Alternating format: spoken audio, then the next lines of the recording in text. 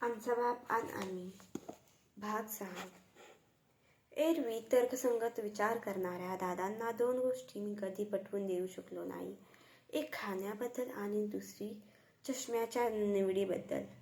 उतार वयामध्ये प्रत्येकाची पचनशक्ती कमी झालेली असते, त्यामुळे आहार हळूहळू कमी करत जाणे आवश्यक असते. हा माझा युक्तिवाद त्यांच्या पत्नी कधीही पडला नाही.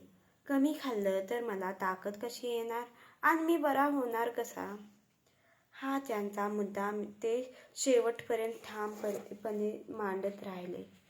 तीच गोष्ट चष्म्याच्या निवडीची. कोणतेही नवीन चष्मा आणल्यानंतर 2-3 दिवसांत त्यांचा नंबर बरोबर नाही असा शोध त्यांना लागत असे. मग डॉक्टरचा उद्धार होत असे. मी त्यांना समजावण्याचा प्रयत्न करे. अहो दादा, चष्म्याचा नंबर ठरवताना डॉक्टर तुम्हाला वेगवेगळे चष्मे लावायला लावतो. त्यावेळी तुम्ही जे सांगाल त्यावरून तो तुमचा नंबर ठरवतो. मग तुमचा नंबर चुकला तर त्या डॉक्टराचा काय दोष? त्यावर छा, अरे तो डॉक्टरच चक्रम होता, अशी त्या डॉक्टरची आणि त्याने दिलेल्या चष्म्याची वासवाद लागत असे. 2 दिवसांनी दादरच्या टिळक ब्रिजजवळ फेरफटका. तिथे रस्त्यावर जुने चष्मे घेऊन बसलेल्या एखाद्या फेरीवाल्याकडचा चष्मा बराबर फिट होत असल्याचा त्यांना अचानक साक्षात्कार होई. मग डॉक्टरने व्यवस्थित तपासणी करून दिलेला व नवा चष्मा टाकून रस्त्यावर घेतलेला जुना चष्मा वापरला जात असे. 2-4 महिन्यांनी पुन्हा नव्या चष्म्यावाल्याकडे नव्या उत्साहाने जायला दादा मोकळे. इतर तमाम सेवानिवृत्त लोकांप्रमाणे टीव्ही पाहण्यावर त्यांचाही भर. आमची माती आमची माणसं पासून न कळणाऱ्या भाषेतील प्रादेशिक चित्रपटांपर्यंत सगळे कार्यक्रम ते पाहत असत. तमाशाप्रधान मराठी चित्रपट लागला तर दादा खुश. हिंदी चित्रपटांबद्दल मात्र कमालीचा राग. हिरो हिरोईनचे एकमेकांमागे बागेत पळणे किंवा इतर धाबडधिंग्या त्यांना अजिबात रुचत नसे. म्हणायचे, अरे माणसाला आयुष्यात काहीतरी करून दाखवायला पाहिजे. हे काय नुसते बाईसाठी मारामारी करतात. समजे साले बाई येडे. लगीन झालं का यायचं काम झालं. त्याच्यापासून काय बोध घेणार? चित्रपटांना ते खेळ म्हणायचे. खेळ कसा पाहिजे? धाडसी. बघून रगात सळसळला पाहिजे. त्याला म्हणतात खेळ. एकदा रिगलला गन्स ऑफ नेव्हरॉन नव्याने लागलेला होता. अचानक मनात कल्पना आली. म्हटले, त्यांना धाडसी खेळ हवाय ना, चला त्यांना तो चित्रपट दाखवूया. त्यांना त्याची कथा थोडक्यात समजावून सांगितली आणि आम्ही दोघेच तो चित्रपट बघायला गेलो. प्रौढत्वी, निःशैशवास जपणे वगैरे आपण म्हणतो हे खरे, पण गन्स ऑफ नेव्हरॉन बघताना दादांमधल्या शैशवाचे जे दर्शन झाले ते स्तिमित करणारे होते. गन्स नष्ट करण्यासाठी डोंगरावर चढणाऱ्या ग्रेगरी पेकचा पाय थोडा जरी घसरला तरी अरे अरे सांभाळ बाबा सांभाळ असे उद्गार. अँथनी क्वीन स्टेनगन घेऊन डावीकडच्या जर्मन अधिकाऱ्यावर नजर ठेवून दबा धरून बसलेला, तर उजवीकडून एक जर्मन सैनिक दबत्या पावलांनी त्याच्यावर चाल करून येतोय. आमचे दादा ओरडतायत, अरे इकडं बघ तिच्या आईला. दादा चित्रपट पाहण्यात सर्वस्वी रंगून गेले होते आणि मी त्यांचे निरीक्षण करण्यात गुंग झालो होतो. गन्स ऑफ नेव्हरॉन हा चित्रपट लक्षावधी प्रेक्षकांनी पाहून एन्जॉय केला असेल, मात्र तो न पाहता देखील इतका अवर्णनीय आनंद मिळवणारा माझ्यासारखा प्रेक्षक विरळच. भारत सरकारची नॅशनल स्कॉलरशिप मिळवून मी अर्थशास्त्राकडे PhD करण्यासाठी 1981 साली अमेरिकेला निघालो. त्यावेळी दादांची प्रकृती ढासळलेली होती, दृष्टी धूसर झाली होती. मात्र अनेक पिढ्यांचा भूतकाळ त्यांच्या नजरेपुढे स्वच्छपणे तरळून जात असावा. त्यांना अवर्णनीय आनंद झाला होता. ते एवढेच म्हणाले, गावाची येस सांभाळण्यात माझ्या बापदाद्यांनी आयुष्य गेलं. आता माझा पोरगा सगळ्या देशाची येस ओलांडून शिक्षणासाठी अमेरिकेला जातोय. मला सगळं मिळालं. आता मी मरायला मोकळा झालो. खरे तर आपण 3-4 वर्षांनी परत येऊ, त्यावेळी दादा हयात असतील की नाही या कल्पनेने माझे मन आधीच सैरभैर झाले होते. त्यातून ते असे बोलायला लागल्यामुळे मी आणखीनच चिंतित झालो.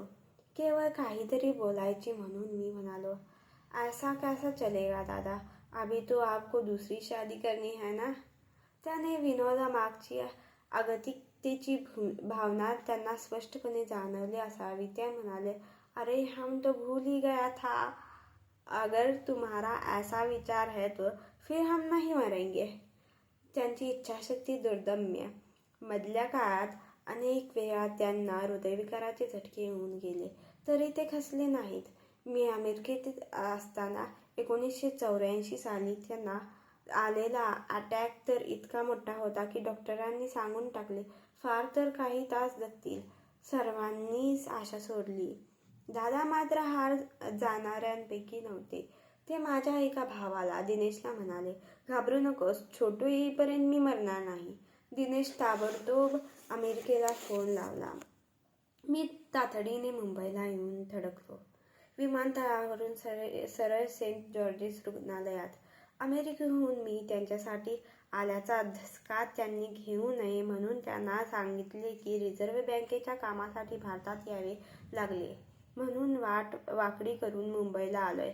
अर्थात माझे खोटे बोलणे त्याच्या लक्षात आले. ते म्हणाले, तुम साला एक नंबर का बदमाश है, काय को वापस आया? तुम जब तक डिग्री लेके वापस नहीं आएगा तब तक हम मरने वाला नहीं है. तुम जाओ, अपनी पढ़ाई करो. अनपेक्षितपणे अमेरिकेच्या इंडियाना विद्यापीठाने 1985 साला मला सर्वोत्कृष्ट आंतरराष्ट्रीय विद्यार्थी म्हणून सन्मानित केले. पारितोषिक घेऊन मी घरी आलो. पत्नीला आणि मुलांना ती आनंदाची बातमी सांगत असतानाच माझे डोळे भरून आले. प्रकर्षाने आठवण आली ती दादांची. मनात विचार आला, या पारितोषिकाचे खरे मानकरी माझे दादा. डॉक्टर बाबासाहेब आंबेडकरांची सर्च फॉर एक्सलन्सची शिकवण आम्हा भावंडांच्या मनात खऱ्या अर्थाने कोणी रुजवली असेल तर ती दादांनी. वाटले आज दादांना इथे हवे होते. अमेरिकेत एवढी वर्षे राहिल्यानंतर मला एकाकी वाटले ते त्यावेळी. त्या क्षणी इतर कोणत्याही गोष्टींपेक्षा दादांचा भले शाब्बासचा दणगा पाठीवर हवासा मला वाटत होता.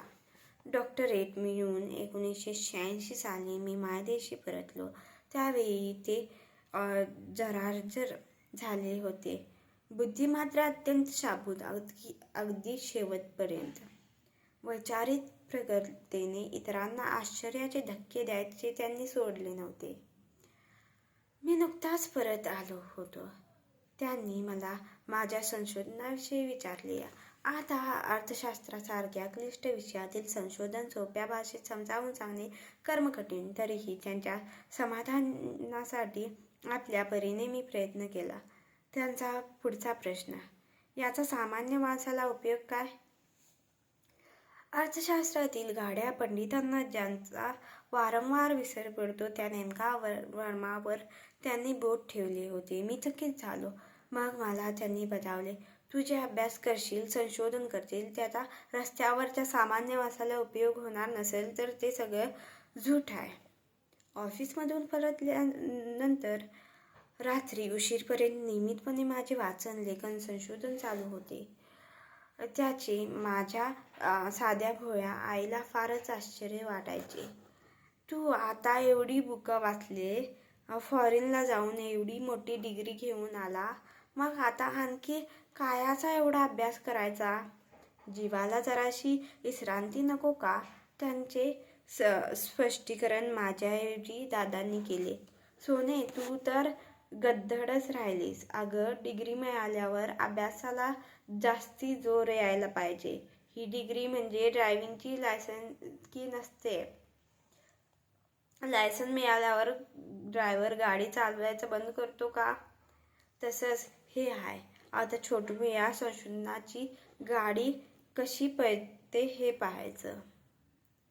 डॉक्टरेट डिग्रीबद्दल एवढा समर्पक पर्स्पेक्टिव्ह अमेरिकेतील एखाद्या विद्वान प्राध्यापकापेक्षा सुद्धा चांगलं देऊ शकले. किंवा काय?